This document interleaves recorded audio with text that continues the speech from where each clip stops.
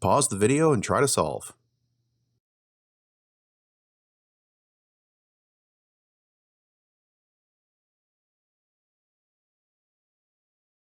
When you see operation, think function. For example, given x plus y, the plus sign is an operation, but you can imagine a function that takes in x and y, then adds them to get the function result. As another example, with x divided by y, the division sign is an operation, but we could just as well make a function that takes in x and y and gives you a result of x divided by y. So here, think of the asterisk as a function that takes in x and y, then squares the x, subtracts the cube of y, and divides the whole thing by x minus y. So this is really just this. So negative 2 asterisk negative 8 is just f of negative 2 negative 8, which is just negative 2 squared minus the cube of negative 8, all divided by negative 2 minus a negative 8, which all reduces to 86. So the answer is B.